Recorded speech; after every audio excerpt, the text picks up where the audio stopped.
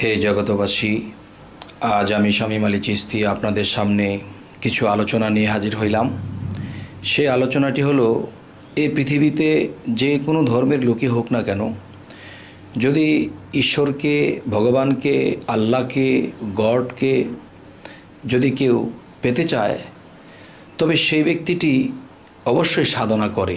কিন্তু সাধনা করলে দেখা যায়, একটা হলো যৌবন বয়স থেকে সাধনা করা, আরেকটা হলো একটু ভাটি বয়স হয়ে গেলে, যেমন 52-60 হলেও সাধনা করে।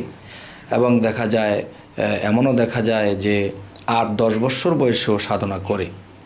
তো এখন আমি বলবো যে এই সাধনাগুলোর পাশাপাশি দেখা যায় যেই সাধনাগুলো করলে মানুষ 12 বছরে পৌঁছাবে, সেই সাধনাগুলো 6 বছরই সে সাকসেস করতে পারবে। এবং দেখা যায় যে এমনকি 5 বছরেও তিনি সাকসেস হতে পারে। তো এই সাধনার পাশাপাশি যে জিনিসগুলো, সেই জিনিসগুলো কি? সেই জিনিসগুলো হলো যে সাধনা করে ঠিকই, আল্লাহর প্রতি প্রেমভক্তি আছে ঠিকই, কিন্তু দেখা যায় যে উশৃঙ্খলতা কাজ করে ভিতরে। যেমন সাধন করে যে কোনো একটা জিনিস স্বপ্নে বা রুহানিতে পেয়েছে, এটা সে বলে বেড়ায়। এবং দেখা যায় কেউ কেউ আছে যে সাধন করা অবস্থায় তার কাম উৎপাদন বেশি দেখা যায়, বা চোখের দৃষ্টিশক্তি এবং কাম শক্তি খুব বেশি বেড়ে যায়। তখন সেই দৃষ্টিশক্তিতে বা কোনো ওরকম নারী বা সুন্দরী রূপসী কিংবা কোনো খারাপ দিকে যখন নজর করে, তখন নিজের সেই যৌবনকে আটকে ধরে রাখতে পারে না। তখন দেখা যায় যে সাধনা করে ঠিকই, কিন্তু এর মধ্যে এই জিনিসগুলো ঘটতে থাকে। আর এই জিনিসগুলি ঘটবে কেননা, যে আমার মধ্যে সে অষ্টফণী যে সাপ আমার মধ্যে শুয়ে আছে পেঁচিয়ে, সেই সাপটার মধ্যে যখন খোঁচা লাগে, তখন তো সেই সাপ, নফস নামের সাপ, তো ফোঁস করে উঠবে, ফানা ধরবেই। কিন্তু আমি ওখান থেকে বিরত থাকতে হবে। আরও একটি বিষয় হলো, যারা এই ঘাটটা পার করলো, তারা অনেক কিছু রুহানি জগতে পাইলো, দেখলো। তখন কি হলো, দেখা যায় যে অন্য অন্য সাধকদের বা অন্য অন্য অলিয়া যারা আছে, এদেরকে তেমন একটা গণায় ধরে না যে আমি অনেক কিছু পেয়েছি, অনেক কিছু জেনেছি, অনেক কিছু দেখেছি। তখন দেখা যায় যে অন্যের প্রতি তেমন কোনো মান সম্মান বেশি একটা দেয় না, নিজেকে একটু বড় মনে করতে থাকে।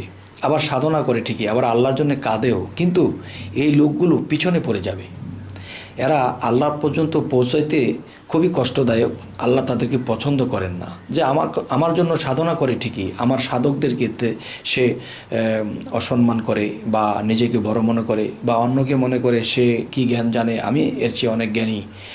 কিন্তু আল্লাহর প্রতি প্রেম আছে এবং সাধনাও করে, কিন্তু পাশাপাশি দেখা যায় অন্যের প্রতি এরকম মনস্থর করে থাকে। তখন আল্লাহ ওই লোকগুলোকে নিচে নামিয়ে রাখে, ওই লোকগুলোকে আল্লাহ উপরে ওঠার রাস্তা করে দেন না। তো এই জন্য বলবো যে আমরা সাধনার পাশাপাশি যে আমরা আমাদের বড় যারা আছে, যারা সাধনা করে বা সাধু হয়েছে বা আল্লাহ প্রাপ্ত হয়েছে, এদের প্রতি আমাদের পূর্ণ সম্মান রাখতে হবে। যেমন 12 বছর সাধনা করতে করতে যে জায়গায় পৌঁছাবে, দেখা যায় অনেকে পৌঁছাইতে পারে না, আরও অনেক বছর লেগে যায়। কিন্তু এটা লাগবে না, যদি কোনো সাধু পুরুষের চরণধুলি নেয় এবং একজন সাধু পুরুষের দিকে তাকায় যখন তার কাছে বেশি বেশি আশীর্বাদ চাবে এবং চোখের জলে তার কাছে বলবে আমার প্রতি দয়ার দৃষ্টি করবেন, তো বিভিন্ন সময়ে যাদের সাথে সাক্ষাৎ হবে, এরা যদি সাধক থেকে সাধু হয়েছে বা আল্লাহর অলিতে পরিণত হয়েছে, তখন তাদের চরণধুলি বেশি বেশি নিতে হবে, মাথাটা নিচের দিকে রাখতে হবে। তখন কি হবে, ওই অলির মধ্যে কে আছে, ওই সাধুর মধ্যে কে আছে, তার মধ্যে আল্লাহ বিরাজমান। তখন দেখবে যে সে সাধনার পাশাপাশি নিজেকে অনেক বড় করে তুলেছে, তারপরেও সে অন্য অন্য সাধুর চরণে, অন্য অন্য অলির চরণে পড়ে থাকে, তাদের চরণধুলি নেয়, তাদের কাছে আশীর্বাদ চায়। তাহলে তাদের মধ্যে যে আল্লাহ মিশে আছে, তখন সেখান থেকে তাকে দয়ার দৃষ্টি করে। তখন কি হয়, যে সে 12 বৎসরের রাস্তা 6 বৎসরে পার হয়ে যায়। হে জগতবাসী, আজ এই কথাগুলো বলার উদ্দেশ্য যে এই পৃথিবীতে অনেক সাধক আছে, সাধনা করে ঠিকই, পাশাপাশি তার মধ্যে হিংসা, নিন্দা বা কটু কথা আছে, মানুষের মনে কথার মাধ্যমে আঘাত দিয়ে থাকে।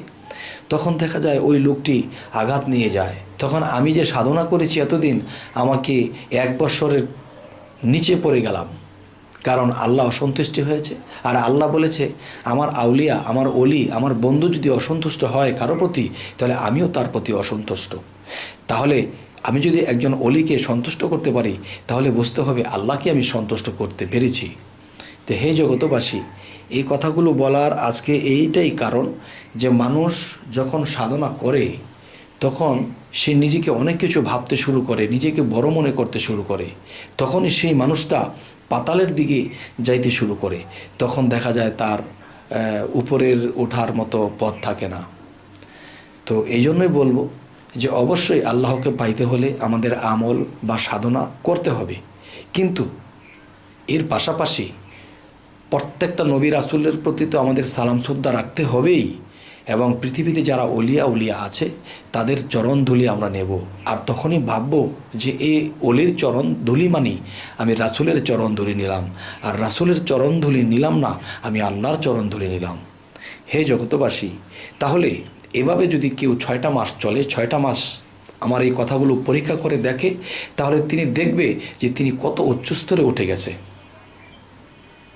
হে জগতবাসী, আমি শামীম আলী চিশতি এই বিষয়গুলো এ কারণেই বললাম যে আমি বহু জায়গাতে গিয়েছি, বহু দরবারে অ্যাটেন্ড করেছি, কিন্তু দেখা যায় যে যতটুকু স্তরে না পৌঁছাইছে তার চেয়ে বড় স্তরে নিজেকে মনে করছে। আর তখন তারা একসময় দেখা যায় আল্লাহর অলি তো হবে দূরের কথা, তারা পথভ্রষ্ট হয়ে যায়।